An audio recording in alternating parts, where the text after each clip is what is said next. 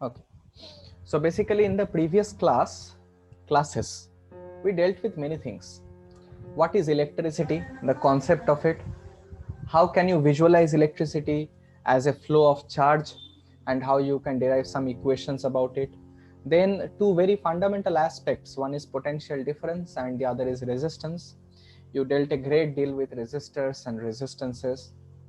You saw how two or more resistors can be combined in two or more than two different ways. Basically, there are two different ways in which you can connect, and there are further permutations and combinations we saw through many bizarre examples, many crazy examples.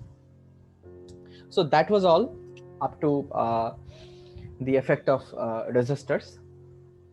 Now today we are coming to, in this lecture, we are coming to the practical aspect of this electricity. So what does practical aspect means? Now we are coming towards a little bit of practicality. That means you will be dealing with how much heat is happening because of electric current. And you can also calculate after today, you can calculate how much power should be ideally consumed in your house. Okay. So you can calculate the respective bills also from today. So today we shall be covering more or less the practical part of the stuffs. So the first topic to start with today is heating effects of electric current. So what is a heating effect? First of all, so heating effect is when you have a resistor. When you pass current through it, a heat is generated. Now when we can generate sufficient amount of heat, suppose you have seen the tungsten filament in these bulbs that were used earlier. These are not bulbs of your generations, but when we were growing up we saw this kind of bulbs. Did you see this kind of bulbs? Sir, we also saw. Okay, still they're around? Okay, these will completely be replaced by LED bulbs within a few decades. These will be archaic things. This is the bulb that Thomas Alva Edison discovered, and he used what? He used this heating effect of electric current. So basically Thomas Alva Edison was afraid of dark. Okay, he was afraid of darkness. So what he did was he tried to invent something that could light up his house, his home in the dark. So after failing more than 100 times, he came up with this simple bulb. The bulb we see, it looks so simple, but there is a 100 failures behind it. So basically, how does this bulb work? Nothing much. This is a tungsten filament. When current passes through it, it heats up so much that it starts to light. See, why tungsten filament? Why not a copper wire? Because to generate heat, you need resistance.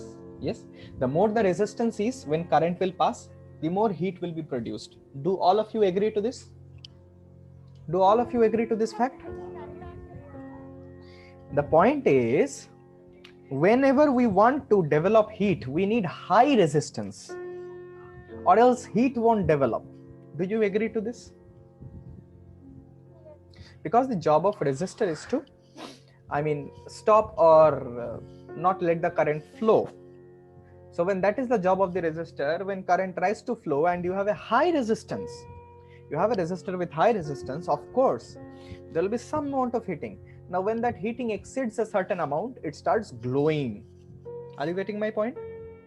Anything, any material you take, if you heat it sufficiently, we'll see it will start glowing. Isn't it so? But the point is, it should not happen like that the filament completely melts in the heat. It should not happen. So it has to have a high melting point first of all. So considering all these factors, high resistance and high melting point, we came up with this kind of filaments. Now suppose this filament has a resistance R. It has a very high resistance. Now when current passes through it, heat energy is dissipated or heat is produced. Now there is one chap called as James Prescott Joule. Did you hear of that? Did you hear of that guy? Okay. So basically, James Prescott Joule. Did you hear of that guy? Yes. So it is in his respect that we name the unit of energy. Are you getting my point? So this James Prescott Joule, he thoroughly experimented with this heating effect of electric current. And we have a relation that is called as the Joule's law of heating. That means it will give you a direct estimation of how much heat is produced in a circuit. This is a very wonderful relationship. You must see this. So what Joule said, what Joule actually experimentally observed is that the heat is proportional to the square of current whenever you keep the resistor same. If the current is something, if you double the current, the heat generated will increase by 4 times. This is an experimental observation. This is an experimental observation. Are you getting my point? The next point of his was the heat produced is proportional to the resistance. It must be, isn't it? Heat produced must be proportional to resistance. The more resistance you give, the more heat will be generated. Okay, can you feel this? And the third factor with which heat kind of was dependent upon is the time that you give it. See, it is common sense, right? The more time you give it, you give the current to pass, the more heat will be generated. Isn't this a common sense? Yes, sir. If it heats up for more time, it will release more heat energy. So basically, if I combine these three factors, so these are the only three factors that is responsible for heat generation due to a resistor. So if I combine all of these equations, I get H is proportional to I square RT. Now if I replace the proportionality by equality, I get an estimate of I square RT as the heat produced. The unit of this is in joules. Am I clear on my point? Yes, sir. Crystal clear? Good. So now you have seen, suppose a current of I, I'm just combining these three equations, these three factors. This is by experiment, I said. These are all results of experimental observation. This does not come simply by guessing. Are you getting my point? Okay. So now this is a fundamental formula that you have to keep in your mind at the least. From here we can derive all the other things. Okay. Now this is when you can see this formula applies to when the current is constant. Okay. But suppose I have a situation where the current is not constant, but the voltage is constant. What is that kind of situation? That's a parallel circuit. In a parallel circuit, current across these two branches are different, but the potential difference or the voltage across these two branches would be the same. Are you getting this? So, how can I make this I square RT term dependent on the potential difference? Can anybody give me any idea? By replacing I with V by R. Exactly. Absolutely. So, Split of it. okay. So now, suppose I don't have the current constant. In a series circuit, I have the current as constant. But when I have a parallel circuit like this or a combination of this maybe, the current is not constant, but the potential difference is. In that case, what do? I simply replace the current by V by R. Okay, because that's how they are related. So this entire equation turns up like this. V by R whole square RT. That is equal to V square by R into T. H is equal to V square by R into T. This is the same expression, just written for a different condition in a different way. Is this clear to you? Yes, sir. These two equations are absolutely the same. Just for different situations, you apply the different formulas. This is the concept of heat. That much heat will be generated. Now, there is yet another concept which is more important than heat. That is the rate of heat generation. Yes, like when a car is moving, it is not the displacement that holds very importance, that is really of some importance. It is not like that. It is the rate of change of displacement, that is the velocity, which is physically important to us when a car is moving, isn't it so? Yes, sir. When the plane takes off, when an aeroplane takes off, you hear only one time that this is the displacement it is going to cover. Anything, suppose 1500 kilometers or something. But the speed, the velocity changes at every instant on that aeroplane almost. So keeping a track of velocity is absolutely essential. Just like that, more than the amount of heat generated is the rate of heat generation that is important. That rate of heat generation is called power. Remember this term, power. Okay, power is the rate of heat generation. It is the rate at which heat is being generated in a circuit. That's what is important for us. Why? Because if we know how much energy is being produced per unit time, we can calculate it for any given time, right? Isn't it? Yes. So power is simply the heat generated per unit time. Did you get it? Heat generated per unit time is power. So from both of these formulas, what is H by T? What is H by T from here? V square by R. From here I am saying, from the first equation you tell first. Then I square R. And from the second one, V square by R. These are very important expressions for power. Well, what is the unit of power? It's watt. There are other units, watt or just watt, W. James Watt, I guess. So Yes. basically the unit of power is watt. You might have heard it from a long time, and I shall come to the practical applications. Just bear with me for now. There is one bigger unit of power that is much more often, much more.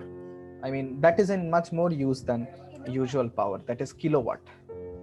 So kilowatt is equal to 1000 watt. Is this clear? Now this kilowatt expression you might see everywhere around you. Fan, how much kilowatt? You can see your motor, pump, how much kilowatt? They will say 5 kilowatt. Did you see this? That means in 1 second it will generate 5000 joules. That is the meaning. What is a watt? It is joules per second, na? It is the heat generated that is in joules per unit time, that is in seconds, in SI units. So what is joules per second? Is this clear to you? Yes. This power, the concept of power is much more important to us. You open any charger of your phone, anybody having a charger, phone charger, that's a totally different thing. I'm talking about mobile charger. Do you have one, anybody? Yes, sir. Just pull out the charger and see the writing behind. Tell me its power. 30 watt. 30 watt. So yours is a 30 watt charger. Okay, 30 watt generally means fast charging. What does 30 watt mean? That means the charger can pull out 30 joules in a second from the direct line. Are you getting my point? Okay, so this is in a very real life context you are using, but you Yes. Yes, virtually yes. Okay. And somebody was asking me about MAH, milliampere hour. Shall I come to that a little bit later? Shall I come to that a little later? A little later after describing some things, okay? Well, that's not in your syllabus, but it's good to, learn it, okay? Because you might see in phone configurations continuously this term. Like Samsung batteries don't have more than 3300 mAh.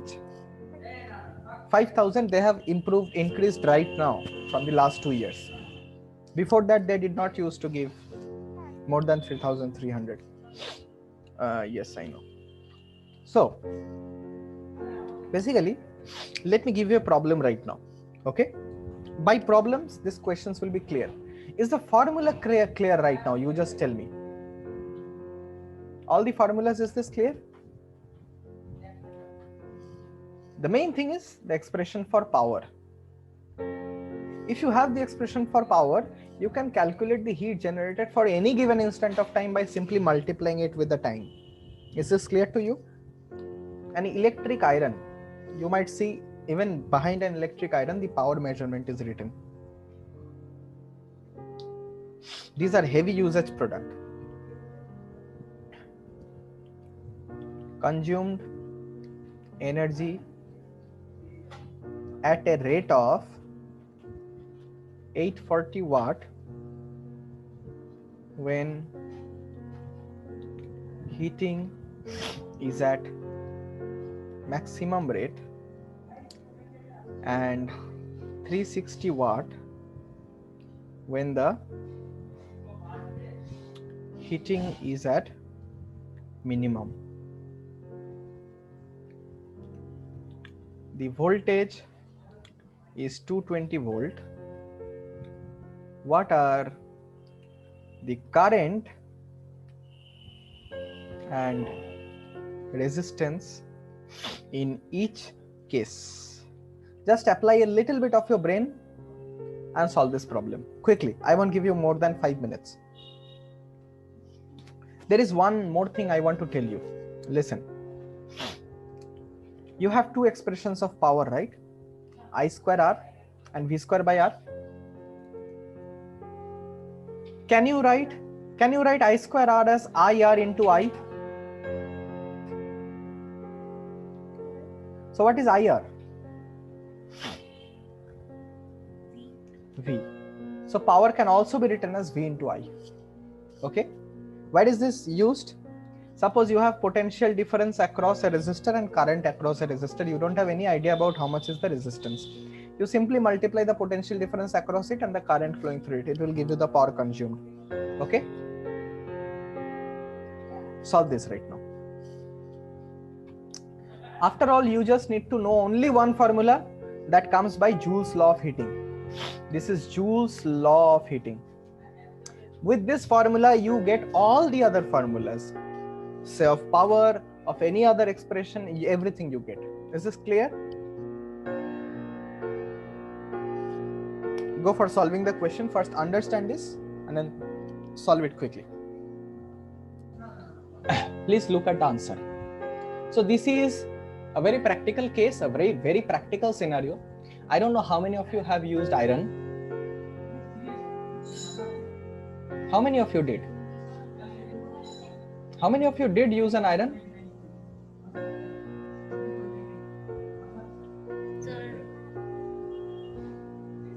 Okay. So suppose this is an iron. There is a knob to adjust the heating. Did you observe that any day? Yes, sir. Let me show you the iron in case you have not seen it. Wait, you peachy, you keep it that peachy with yourself. See, this is an electric iron. Okay, can you see the image?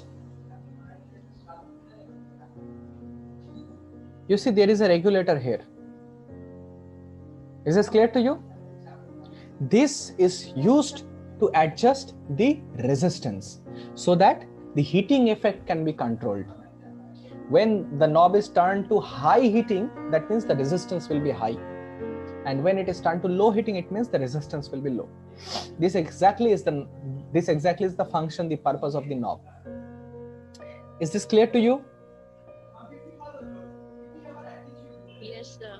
Good. Now this is exactly what we are going to do.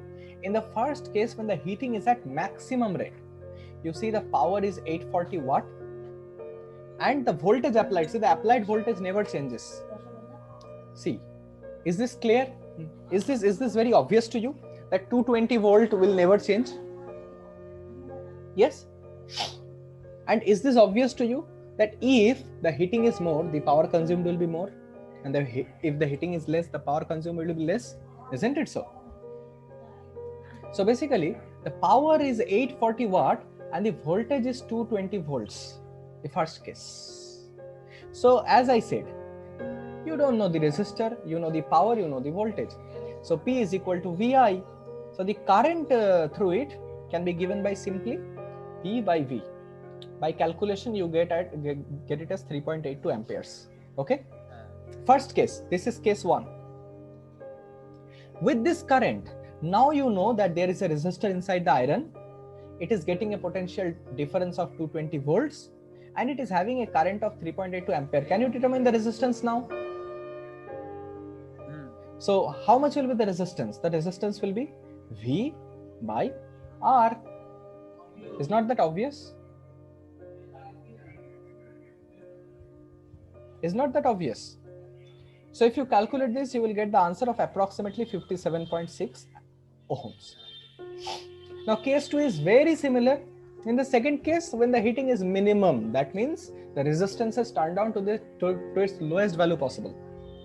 So then it consumes a power of 360 watts. The voltage remains the same, it never changes. So the power consumed is VI, you know. So the current will be power divided by the voltage, this much ampere. So that will pretty much come out to be 1.64 ampere. Am I correct? Similarly, now you have a resistor, you have the current through it, and you know the potential difference. Simply by Ohm's law, now can you have the resistance of it? How much will be this? 220 by 1.64 ohms, 134.15. To everybody? Good. Solve one more problem. See, first of all, understand what is the problem given. Then you have the formulas. Be clear with your approach and find out the answer. It is just 1 or 2 lines, nothing more. 100 joule of heat is produced each second in a 4 ohm resistor. Find the potential difference across the resistor. Quickly do it. First of all, let's solve this, okay? The first and foremost purpose of physics is to understand the problem. But this is nothing rocket science. This is very simple. 100 joule of heat is produced each second by a 4 ohm resistor. That means power is 100 watt. Is this clear to you? Yes, sir. Let's see. So basically you have power. How much power is developed across this resistor? That is 100 watt you have there. What else do you have? You have the resistance, and you are asked find the potential difference across the resistor. So in order to find the potential difference of the resistor, you have P, you have R. So do you know that P is equal to V square by R? So can I write that 100 is equal to V square by 4? Because 100 watt is being produced by this 4 ohm resistor. So can I have V square is equal to 400 and therefore V is equal to 20 volts? Very simple. So I'm just talking very simple things right now. Okay. This is not even very tough problems. You will be graduating to tough problems slowly, but I want you to first grasp the concept. I repeatedly request you with my folded hands, if anybody of you can't understand a question, please do ask me properly. Any concept or question, if you can't understand or don't understand, please do ask me. Okay, next. An electric fan of resistance 20 ohm takes a current of 5 ampere. Find the heat developed in 1 minute 20 seconds. Quick. See, these are very real life problems. Okay. You have a fan, you have a resistor, you have the current through it. So how much heat will be developed? You can say without actually turning on the fan. That is the utility of these formulas. Solve it quickly. So basically here you have a fan of resistor 20 ohm and it takes a current of 5 ampere. The first thing is you must find the power. If you don't find power, you can't find the heat developed. So first find the power. So power, you have I and you have R. So it will be I square R. That is equal to 5 into 5 into 20. What will be the unit of it? Watt. So this is, I guess, 500 watts. Am I clear? Or am I correct? Okay. A power is 500 watt and it has to run for 1 minute 20 seconds. So you must not forget that it should be made into SI unit, that is second. 1 minute 20 seconds means 80 seconds. So now, is it? So basically, now I have to get the energy consumed or the heat developed, anything. That is 500 into 80 joules. Energy is always in the form of joules. So 8 5s are 40. And you have 3 zeros. 40,000 joules or 40 kilojoules of energy will be produced or dissipated or whatever you want to call it. Am I clear? Yes, sir. Is this very tough? No, no. Sir, is there any need to find the power? Otherwise, how will you find the heat developed? There is a formula, na, that is The same thing you are doing, just in a more gracious way. That is the same thing you are doing. You are doing the same thing here. There you just did it by one line, and here we did it a little more practically.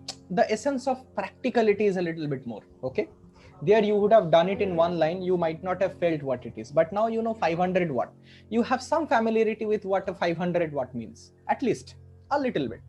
Okay, that's the way. You could have also done by H is equal to I square RT directly. That would have been no problem either. It's your choice anyway. A 250 watt TV set in 1 hour or a 1200 watt toaster in 10 minutes. Yes. Tell me. Calculate this and find out. Suppose there is a 250 watt TV and you run it for 1 hour. Suppose you see an episode from a web series. 10 minutes. And there is a 1200 watt toaster which runs for 10 minutes. Yes. So which uses more energy? The TV or the toaster? Quickly find it out. So let's see this. Which uses more energy, a 250 watt TV set in 1 hour or a 1200 watt toaster in 10 minutes? So you need to see the energy consumed in both the cases. So energy consumed is equal to power into the time duration. So that's 250 watt and 1 hour consists of 3600 seconds. So this much of joules you have for the TV. And for the toaster, you have 1200 watt and 10 minutes corresponds to 600 seconds. So this much joules you have. Okay. So 25 into 36, that is 900. So 900 1000 joules, and here you have say 72 joules. So in one case you have 900 kilojoules and the other case you have 720 kilojoules. So it seems that the TV consumes more energy in 1 hour. Is this clear to all of you? To all of you, is this clear? Yes, sir. Now, coming to the last concept, that is using these things, how to measure the energy consumed in your house. Okay.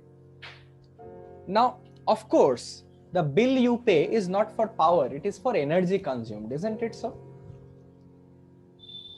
You might have seen Yes. in your electricity meter board that there are units consumed, 1 unit, 2 unit, 3 unit, 4 unit, and so on.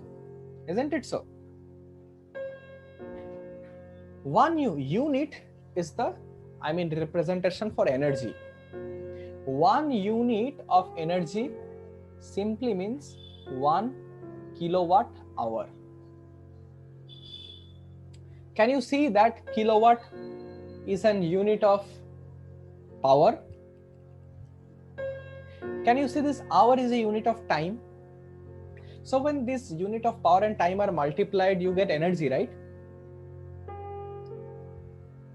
Just the way 1 centimeter cube is equal to 1 milliliter, just like that.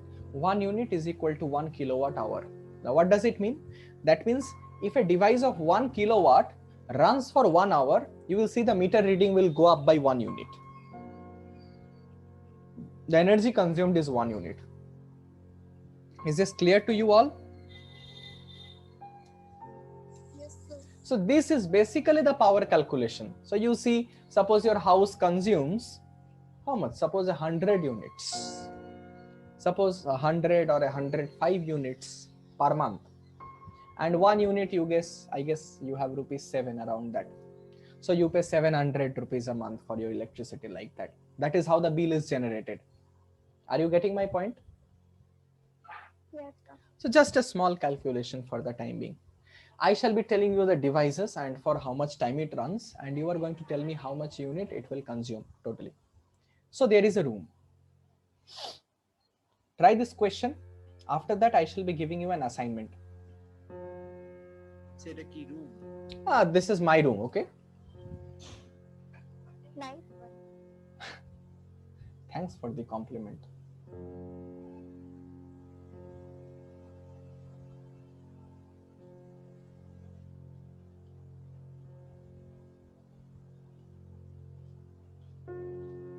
So no one should acquire salad engineer. I get you. I get your sarcasm actually. I'm just designing, you know. I'm fond of art. That's why I mentioned now. Yes. Like computer, this is the alien. That No, that's myself. Okay. So, and this is the window suppose. Now there are some appliances. I did not draw them. One is this light. One is an AC. Okay. One is a fan. What other appliances are there around? Suppose there is a pump outside. Okay. I want you to be in some practical real life situations. Now suppose these are the ingredients for me. This will do for now. So the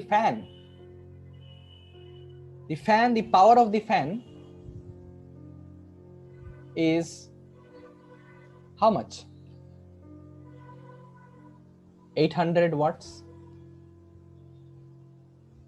The power of light is 20 watts. The power of motor 3 kilowatts. So every day, and there is an AC, I guess. Power of AC 1 kilowatt.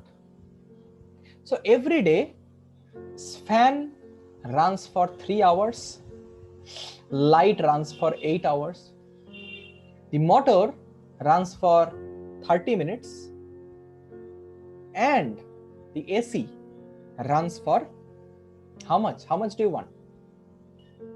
So these are all the electricity consuming units in your house, and these are the respective power that is stamped in them and the time duration of which you use these things.